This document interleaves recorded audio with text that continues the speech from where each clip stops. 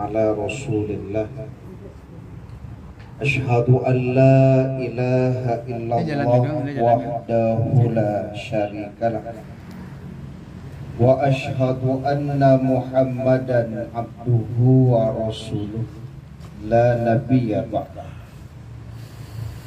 اللهم صل وسلم على نبينا محمد وعلى آله وأصحابه أجمعين ومن تبعهم بإحسان إلى يوم الدين. قال الله تعالى في القرآن الكريم أعوذ بالله من الشيطان الرجيم بسم الله الرحمن الرحيم يا أيها الذين آمنوا كتب عليكم الصيام كما كتب على الذين من قبلكم لعلكم تتقون. Wahai orang-orang yang beriman, diwajibkan atasmu berpuasa sebagaimana yang telah diwajibkan atas orang-orang sebelummu agar kamu bertakwa. Surat Al-Baqarah ayat 183. Wa qala fi suratin ukhra A'udzu billahi minasy syaithanir rajim. Bismillahirrahmanirrahim. Inna a'tainakal kautsar fasolli li rabbika wanhar inna syani'aka huwal abtar. Sesungguhnya kami telah memberikan kepadamu Muhammad nikmat yang banyak, maka dirikanlah sholat karena Tuhanmu dan berkurbanlah. Sesungguhnya orang yang membencimu, dia terputus dari rahmat Allah. Surat Al-Kautsar. Yang sama-sama kita hormati Mama, kemudian keluarga besar yang hadir pada siang hari ini, para tamu dan undangan yang tidak bisa saya sebut satu persatu. Alhamdulillah, puji syukur kehadiran Allah Subhanahu wa ta'ala atas limpahan taufik dan hidayah Allah. Kita hadir bersama-sama di rumah Mama yang kita cintai ini. Ada 3 ya, paling tidak yang menjadi tujuan kita berkumpul bersama hari ini. Pertama, berkaitan dengan kita akan kedatangan tamu agung, yaitu bulan Ramadan. Lebih kurang 13 atau 14 hari ke depan ya, karena hari ini kita sudah berada di tanggal 16 Sya'ban. Jadi kalau Sya'ban usianya 29 berarti kan 13 hari lagi. Jadi kalau nanti Sya'ban digenapkan jadi 30 ya berarti 14 hari lagi. Mudah-mudahan tidak terjadi perbedaan baik di awal maupun di akhir Ramadan ya. Tapi ada yang kalau boleh memilih Ustaz, biarlah di awal berbeda daripada di akhir berbeda. Kalau di awal berbeda tak ada pengaruh mana Ustaz, tapi kalau di akhir berbeda ya pengaruh mana. Ya awak kapai main kata pe kawan makan kue, kawanku puasa ya. Kalau berbedanya di akhir ya. Bapak Ibu jamaah dirahmati Allah. Jadi alhamdulillah, puji syukur kehadiran Allah Subhanahu wa taala, kemudian salawat dan salam kepada Nabi kita Muhammad sallallahu alaihi wasallam, keluarga beliau, sahabat beliau, pengikut-pengikut beliau yang mengikuti beliau dengan ihsan sampai hari kemudian. Semoga kelak di hari kiamat kita mendapatkan syafaat dari Rasulullah sallallahu alaihi wasallam. Di awal kita membaca surat Al-Kautsar, dan ini sering dibahas oleh para mubalik dan asatid. Sesungguhnya kami telah memberikan kepadamu nikmat yang banyak. Jadi tidak ada seorang pun hamba Allah yang berani berkata bahwa nikmat yang diperolehnya itu sedikit, karena itu menunjukkan kekufuran terhadap nikmat dan penentangan dirinya terhadap firman Allah tersebut. Tapi antara nikmat dan berkah itu memang dua hal yang berbeda. Orang yang berumur panjang itu nikmat, tapi tidak setiap orang yang umurnya panjang dapat berkah. Nah, ya. Jadi ada orang umurnya mungkin sama-sama 70, kan sama-sama dapat nikmat, karena sampai di usia yang panjang 70, 75. Tapi tidak setiap yang dapat nikmat tersebut dapat berkah. Karena ternyata ada orang yang makin gaib, perangainya makin gaib. Aduh. Makin gaib, makin pilih. Aduh, mau. Kecek kawan dulu rasanya tidak sepilih di Kobanau. Ini bapak lah pilih. Rupanya ada bu, orang makin gaib kok makin pilih. Berarti kan tidak berkah. Ada orang sama-sama dapat nikmat bu, sama-sama kaya. Piti sama-sama banyak, itu nikmat. Tapi tidak setiap orang yang punya harta tadi yang kemudian mendapatkan keberkahan, belum tentu.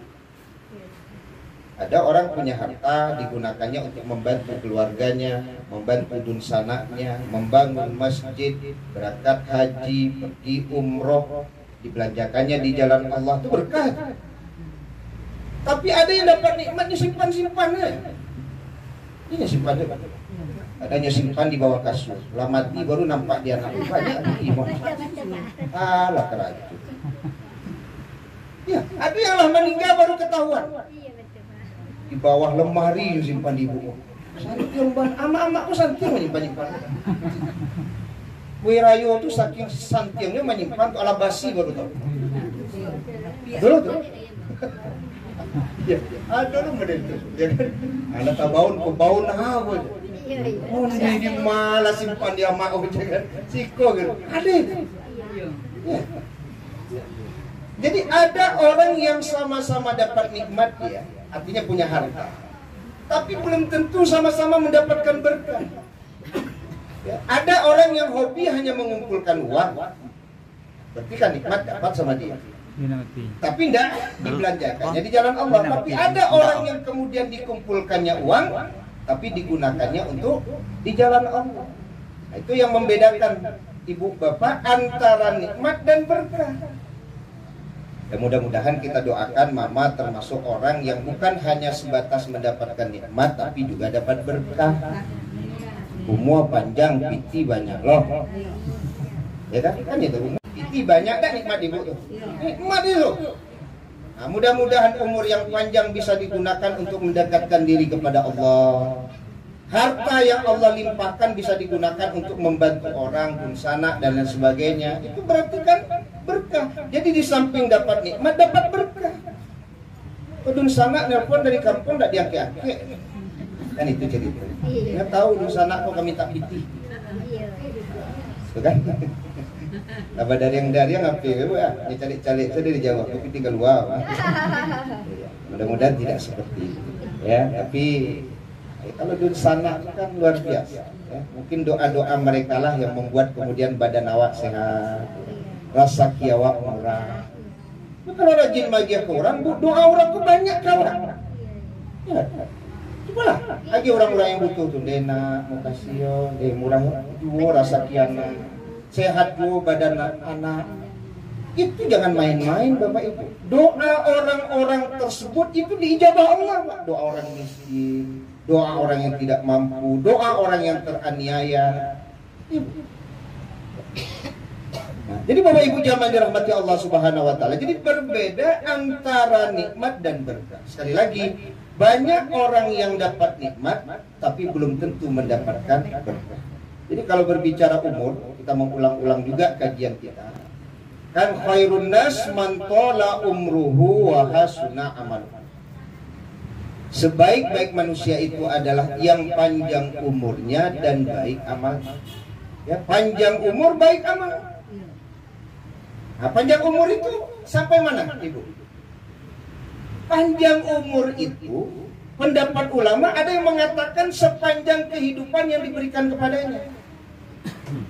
Jadi kalau memang Allah menakdirkan dia meninggal di usia 40, maka 40 itu kalau diisinya dengan kebaikan-kebaikan amal, maka dia jadi manusia yang terbaik.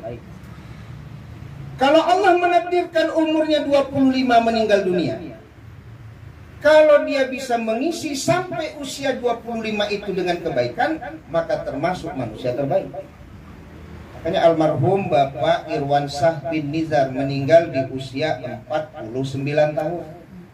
Kan Ibu mengecek apa 9 mudo orang kan mudo kok dibandingkan mama itu ya mudo. Mas 92 dua kali lipat jangan mama bandingannya. Jangan mama gitu kan. Banyak orang-orang yang meninggal di usia bahkan di bawah beliau. 30 sudah meninggal, 20 sudah meninggal. Maka apakah berlaku hadis Nabi tadi? Tetap berlaku kata ulama.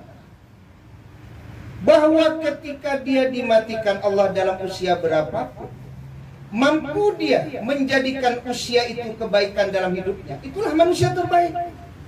Apalagi kalau memang betul-betul panjang, ya, umpamanya sampai 80, sampai 90, itu memang berbeda Bapak Ibu.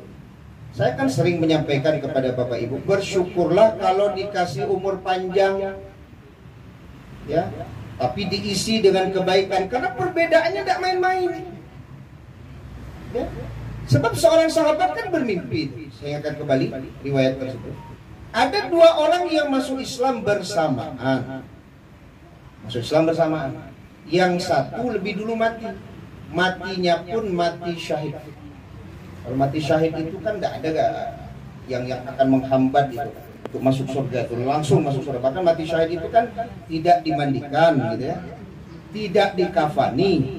Langsung dengan pakaian dan darah itu yang dikuburkan. Karena itu menjadi saksi. Itulah kelebihan mati syahid.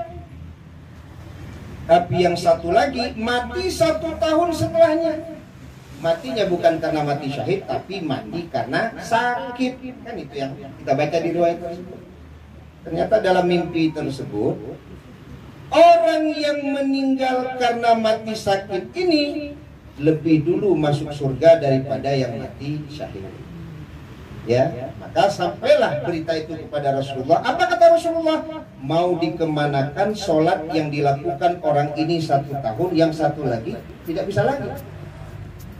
Mau dikemanakan orang ini bertemu Ramadan ini. Ya, bertemu Ramadan, walaupun hanya sekali. Kalau setahun kan ketemunya cuma sekali.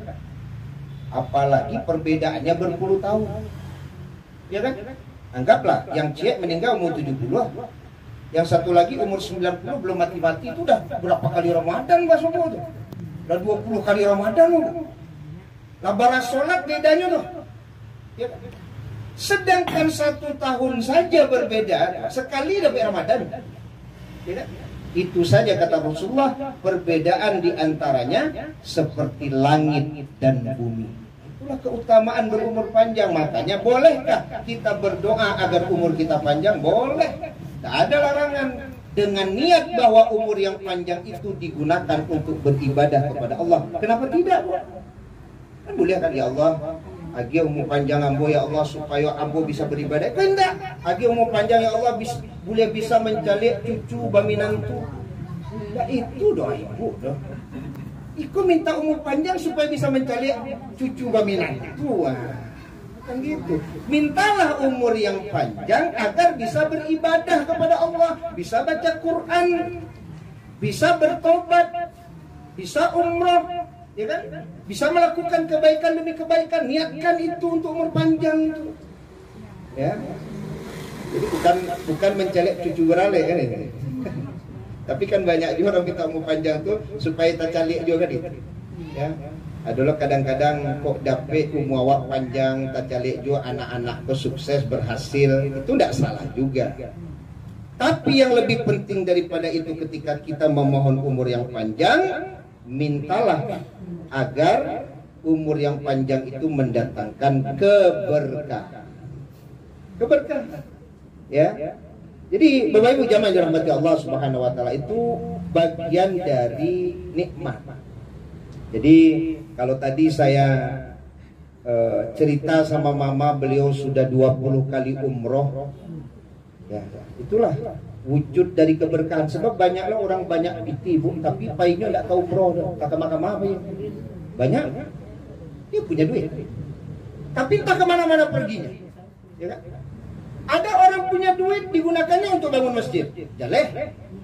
Ada orang punya duit digunakannya untuk membantu keperluan masjid, jaleh. Tapi banyak juga orang yang punya duit tidak jelas kemana pergi.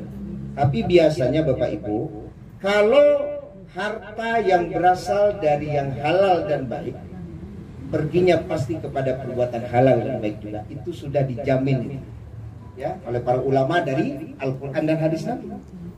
Kalau harta yang tidak baik, itu akan sulit mengantarkan orangnya jadi baik.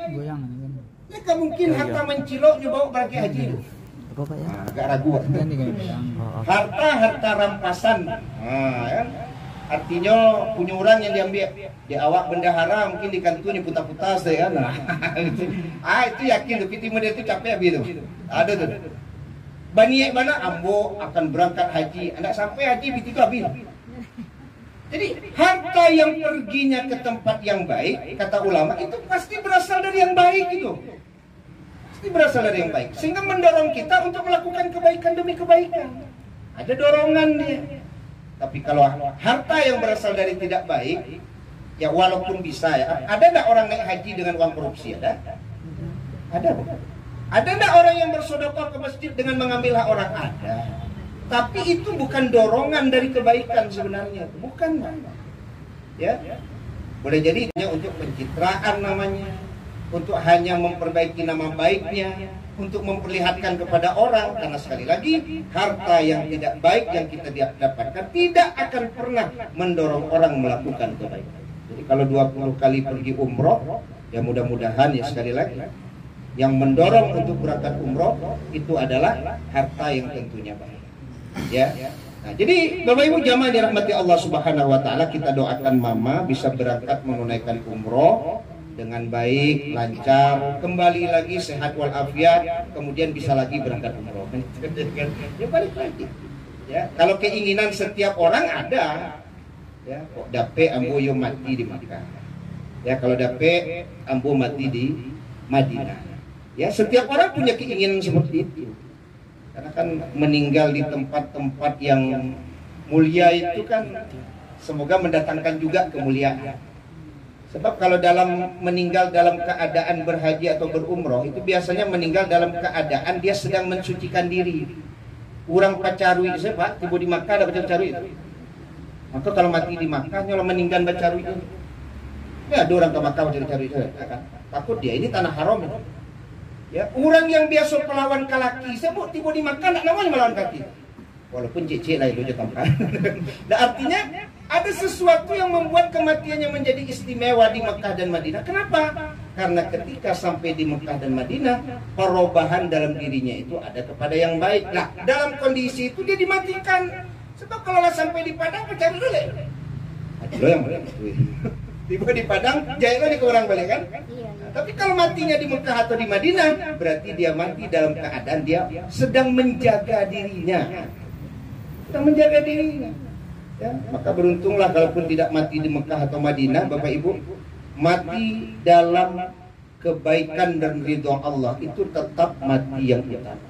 Nah, makanya saya sampaikan, kan itu kajian Buya Yahya itu ketika ada seorang ojek online meninggal di atas sepeda motornya, lalu ributlah sosial media. Kata beliau, apakah tidak mulia seseorang yang mati dalam keadaan mencari nafkah untuk istri dan anaknya? Apa tidak mulia itu? Jadi kalau ada orang yang mati di tengah sawah, Bu, sedang bertani, meninggal dia, apa tidak mulia itu? Mulia.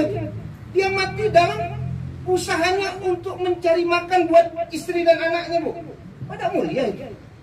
Mu'az bin Jabal saja tangannya dicium oleh Nabi, gara-gara bekerja ke tangannya kasar. Makanya kita berharap Bapak Irwansyah meninggalnya bukan mati syahid. Dalam pengertian matinya bukan mati dalam medan peperangan, tapi beliau kan matinya dalam rangka mencari nafkah. Untuk siapa? Untuk istrinya, untuk anaknya. Berpisah dia dengan istri dan anaknya. Berapa jauh jalan yang ditempuhnya? Tidak main-main perjalanan yang ditempuhnya. Semoga dengan sebab itu diampuni dosa-dosanya. Coba Bapak Ibu baca nanti sebuah hadis. Seorang yang mencari nafkah siang hari, lalu malam hari letih badannya, maka Allah ampuni dosanya dengan sebab letihnya dia mencari pekerjaan. Itulah mulianya kaum laki-laki yang mencari nafkah. Mulia dia. Tiap malam boleh jadi diampuni dosanya selalu oleh Allah. Tiap malam. Jadi suami ibu yang bekerja sebagai tukang ojek, suami ibu yang bekerja sebagai kuli bangunan, suami ibu yang bekerja sebagai kondektur bus, ya, dan lain sebagainya, lelah bekerja siang hari. Sampai di rumah bakaruh lalok. Jaminan di hadis Nabi, Allah ampuni dosanya. Begitu mulianya seorang suami dalam rangka mencari nafkah. Ibu melawan juga suami. Nah iyalah tidak seperti Allah. Model itu suami mencari itu melawan juga bes. Pandai lo mengicik itu, pandai mencari istilah ya. Jadi orang sebelah tu. Lah baru dampe. Mulai. Badan dah takut. Seiko dapetnya. Seiko dapet lah darah kedua tu seiko je dapet. Maka salah satu penyebab para istri masuk neraka itu, salah satu penyebab yang dilihat oleh Nabi di saat peristiwa Isra dan Mi'raj, apa penyebabnya? Bukan karena istrinya tidak sholat, bukan karena istrinya tidak berzikir, bukan karena istrinya tidak puasa. Ayakfurna billah, apakah perempuan yang terlihat di neraka itu Rasul adalah orang yang ingkar kepada Allah? La, enggak. Yakfurnal ashir wa yakfurnal ihsan. Perempuan-perempuan itu ingkar kepada suaminya dan ingkar kepada kebaikan suami. Lau ahsanta ila ihdahunna dahra, jika dia berbuat baik kepada engkau 1 tahun saja, ya, atau engkau berbuat baik kepada istri engkau 1 tahun, kemudian istri engkau melihat ada sesuatu yang kurang pada diri engkau, lalu istrinya berkata, ma ra'aitu minka khairan qattu, aku tidak pernah melihat kebaikan pada diri engkau sedikit pun. Ternyata kalimat itu, ibu, itulah yang mengantarkan perempuan yang rajin sholat tadi masuk neraka. Itulah yang menyebabkan perempuan yang rajin puasa tadi itu masuk neraka, karena ketidakmampuan berterima kasih kepada kebaikan suami. Enggak, suami bakaruah cerita sampai ke ujung-ujung. Itu berarti kan istri yang memang tidak mampu menyimpan aib suaminya. Ya, masa suaminya bakaruah di rumah, tetangga paling ujung tahu kalau suaminya bakaruah. Dari mana tahunya? Dari ibu, karena suka membuka aib suami. Ya, aib suami dibuka, coba bayangkan. Ya, tidak perlu aib suami itu dibuka. Ya, cukuplah ibu yang tahu kan gitu ya.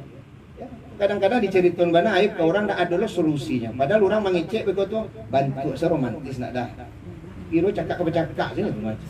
Ku status bercakap baru nyoba update status. Kalau kamu buat status tu status elok-elok saja, Bu. Kok status asalkan naik bercakap saja. Galau. Tak dapat perhatian. Itu tahu orang saudara. Ayolah marah saya. Itulah, tapi je suami model itulah. Itu tidak mampu menutup aib suami.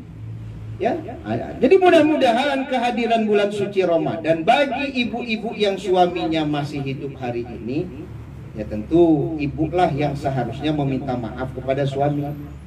Jangan sok jual mahal ibu. Ambo kan tidak tangan udah, tidak, sorry. Pertanyaan, suami yang minta maaf kepada ibu atau ibu yang minta maaf kepada suami? Kalau melihat derajat dan kedudukan, maka istrilah yang seharusnya menarik tangan suaminya dan berkata, aku tidak bisa tidur sampai engkau ridho. Padahal yang salah suami itu. Salah pun seorang suami, ya kan? Ketika kemudian membuat suami menjadi marah, padahal salah suami. Tetap yang menarik tangan suami itu adalah istri sambil berkata, aku tidak bisa tidur sampai engkau ridho. Mudah-mudahan puasa menjadi momen bagi kita untuk bisa saling bermaafan, mensucikan hati, tidak ada permusuhan, tidak ada pertikaian. Kadang kakak beradik, Bu, banyak juga persoalan dalam keluarga. Ambu acok mengecek, ya kan? Kok kakaknya nanti Padang ya telepon adiknya nanti Palembang. Hanya yang nyotan tuh adiknya di Bandung. Adiknya seorang tuh dari mau dia lupa. Beko nanti Bandung ya telepon lo yang di Padang. Hanya nyotan lo nanti Surabaya. Kamu dia itu saya kerja di kakak om. Jangan model itu. Lain dah. Ya adalah model itu Bapak. Semangat sampai limu kok cerita. Apa dalam cerita untuk kakaknya mah? Tak sakandung ya kakaknya. Pak kok diburu-buruan kakak. Kadang-kadang yang cerita adiknya Pak kok diburu-buruan adik. Tak sakandung awak tuh. Coba bayangkan. Maka momen-momen seperti ini bisa kita jadikan momen untuk saling mengikhlaskan, tidak ada lagi dendam. Kemarin kan baru malam nisfu Sya'ban. Ya, malam nisfu Sya'ban itu Allah turun memberikan rahmatnya kepada setiap makhluk. Allah ampuni dosanya semuanya, kecuali dua orang saja yang tidak diampuni Allah. Pertama, orang yang berbuat syirik. Yang kedua, orang yang bermusuhan. Maka jangan harap orang bermusuhan akan mendapatkan ampunan Allah. Ramadan 3 hari sampai balik hari lain maknan musuhan orang masih jalan-jalan. Di mana letak persiapan kita dengan kehadiran bulan Ramadan?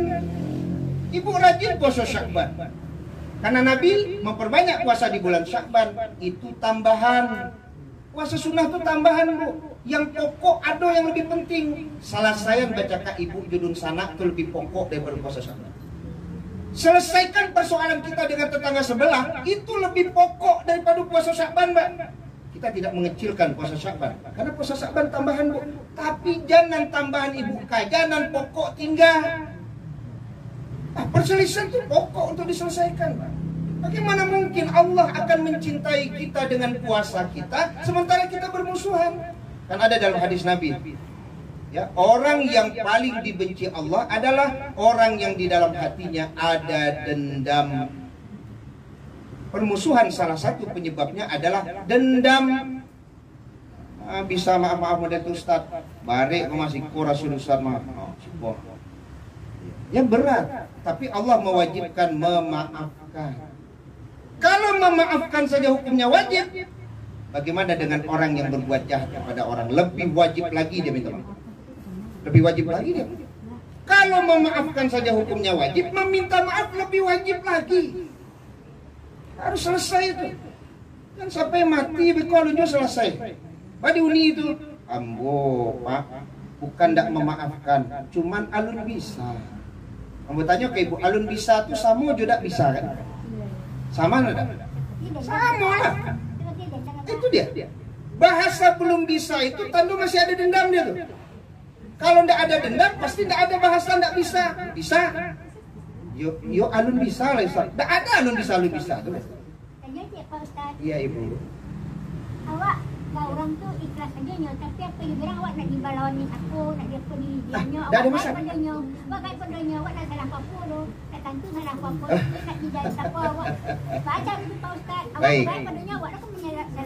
Sebenarnya tidak perlu salaman, Ibu. Ibu ucapkan salam saja kepada dia. Assalamualaikum. Kalau dia jawab pendapat ulama, selesai permusuhan di antaranya. Sebab kalau salam terkadang kan ada rasul tadi kan. Awak gaib dari inyo salam. Kalau mengucapkan assalamualaikum tidak ada masalah. Jadi kata ulama, kalau dia mengucapkan salam kepada orang yang sedang berselisih dengan dia, tidak dijawabnya, dia lepas. Orang itu yang berdosa. Kalau dia mengucapkan assalamualaikum dijawabnya, selesai perselisihan di antara mereka. Kalau salaman kan batu je Bu dia. Awak lo mau nyuan tangan langsung. Ada caranya Ibu. Caranya mengucapkan assalamualaikum. Assalamualaikum.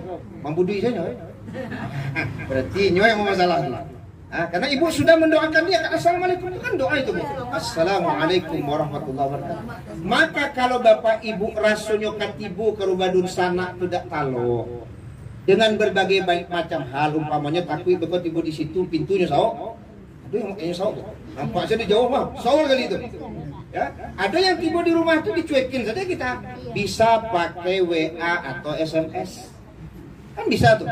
Assalamualaikum Uni, ambo minta maaf selama bersalah ke Uni. Kan bisa. Checklist dua, walaupun alun dibaca aja.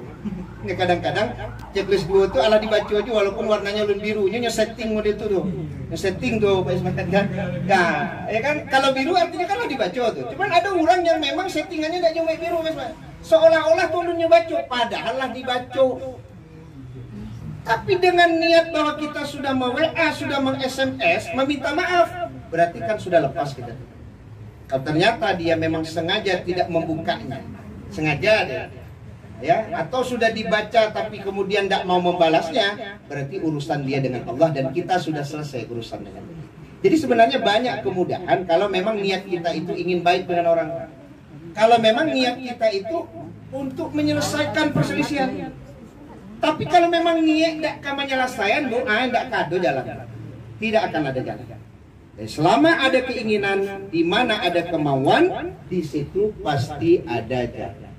Maka mudah-mudahan sekali lagi momentum datangnya bulan suci Ramadan kita jadikan untuk momen membersihkan hati dari kemarahan, kedengkian, perselisihan, pertengkaran, selesai. Sehingga memasuki bulan Ramadan, bulan yang suci dengan kesucian hati. Bapak Ibu jamaah dirahmati Allah Subhanahu wa taala, ya. Jadi kalau kita bahas berkaitan dengan nikmat, kemudian kita bahas juga berkaitan dengan persiapan menghadapi bulan Ramadan yang membuat keutamaan itu ada pada diri seseorang. Tapi yang meninggal dunia, apakah kemudian dia tidak bisa mendapatkan kebaikan tersebut? Tetap saja. Sehingga ada yang namanya ilmu yang bermanfaat, ada yang namanya sedekah jariyah, ada yang namanya waladun soleh yad'ulah. Ada Bu. Jadi walaupun orang sudah meninggal dunia, kebaikan itu tetap bisa mengalir, ya kan? Sedekah jariyah. Berapa banyaknya sedekah yang diberikan oleh seseorang ketika dia sudah meninggal dunia? Maka sedekah jariyah itu akan tetap mengalir kepada dia.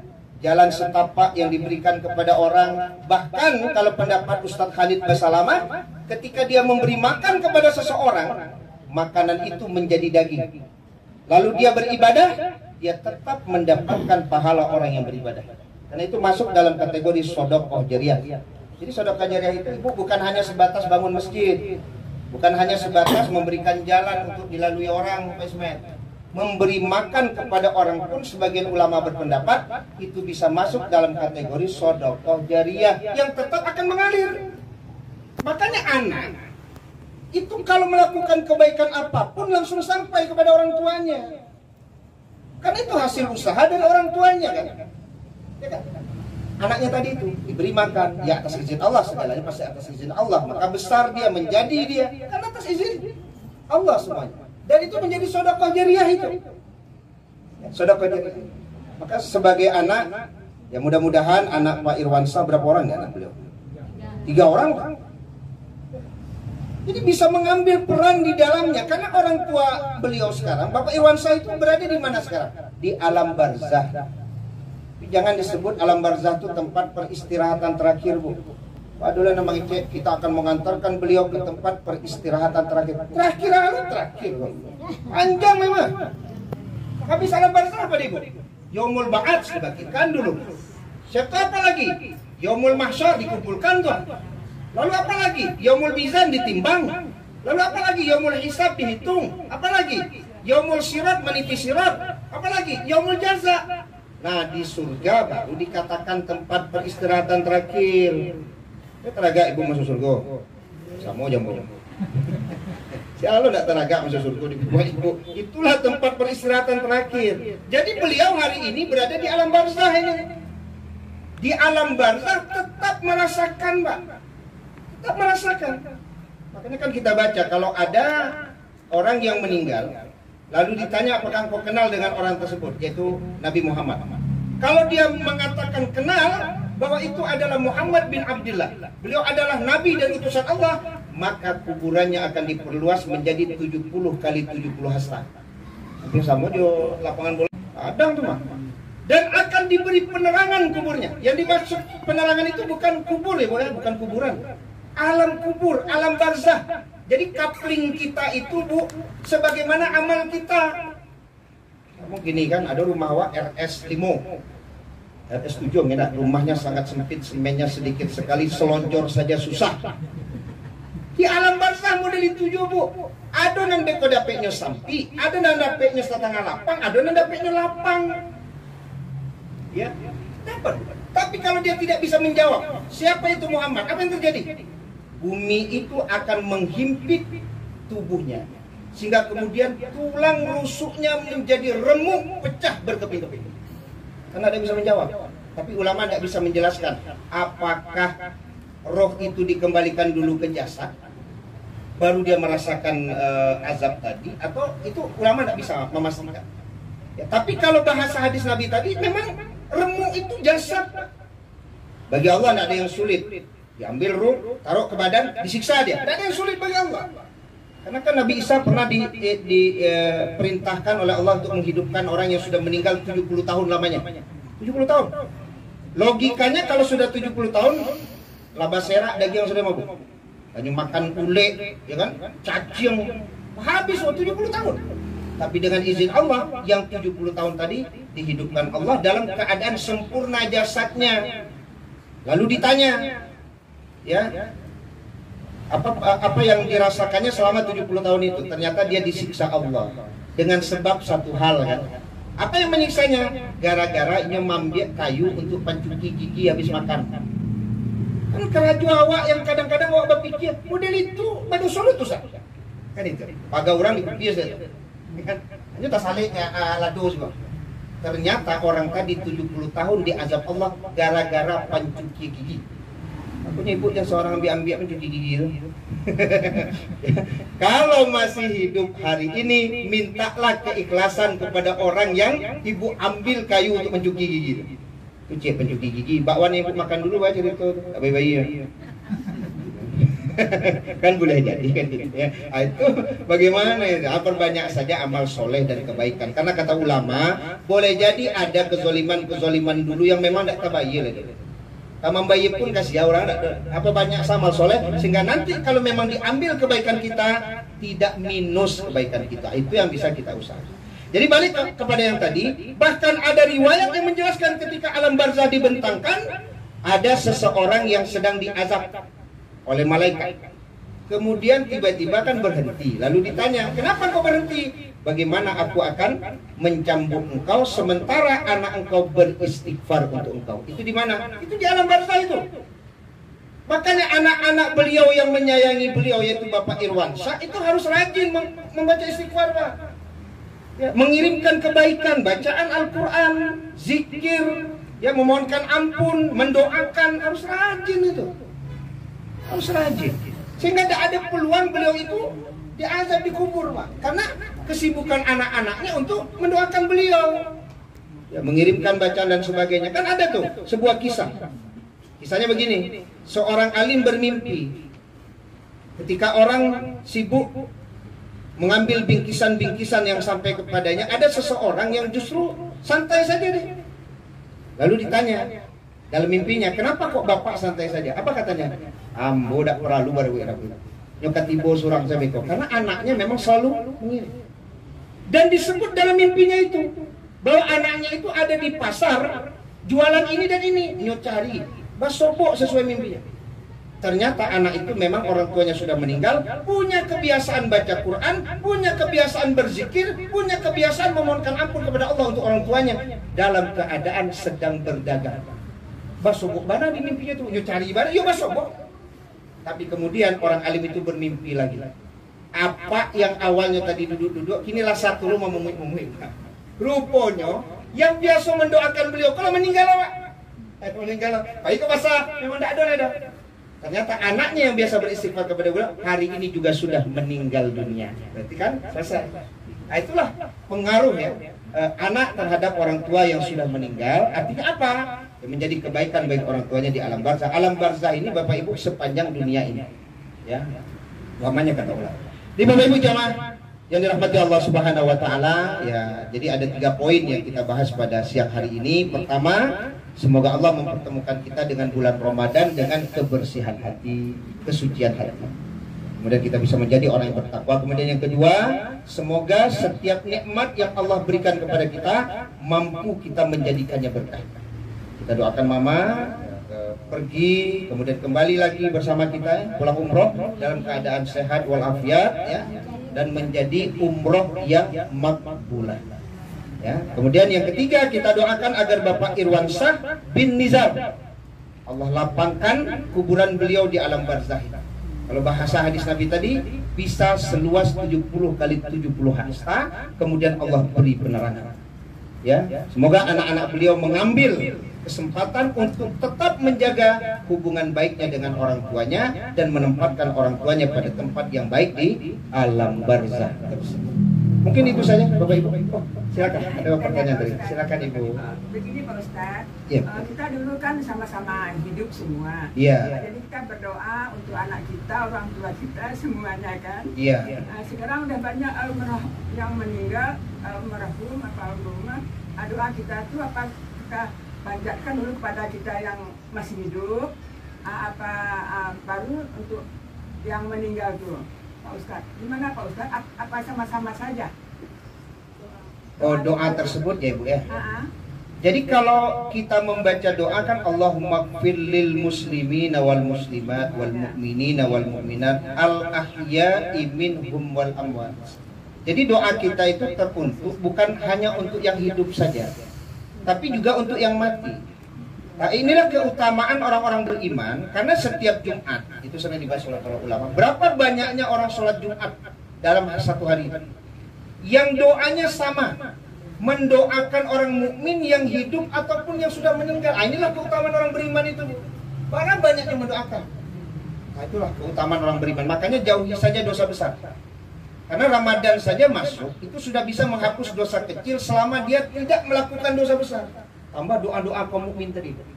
Jadi kalau kita ingin mendoakan, ya doakan baik yang hidup ataupun yang sudah meninggal. Walaupun yang sudah meninggal itu sempat bermusuhan dengan kita. Jangan beko gara-gara bermusuhan, ibu tak lu mengaminkan doa itu. Ya, orang mukmin dan mukminat yang hidup atau yang mati. Atau ibu ani apa? Kok ani yang bu? Masuk lo kawan sebelah. Salah. Masuk lo dun sana dan dulu cakap. Itu sebenarnya secara tidak langsung ibu pura-pura tidak mau memaafkan. Gaya ibu perang, tapi tiba berdoa amin amin. Ibu kan itulah gaya. Ya, ambo tak bisa ambo maafkan adik ambo nan surang tu kece. Ibu tiba berdoa Allahumma gfir lil muslimina wal muslimat wal mu'minin al ahya min al Ibu kalian amin. Apa tak masuk adik ibu tu? Masuk. Cuman ibu gaya kan berang pada. Padahal ya.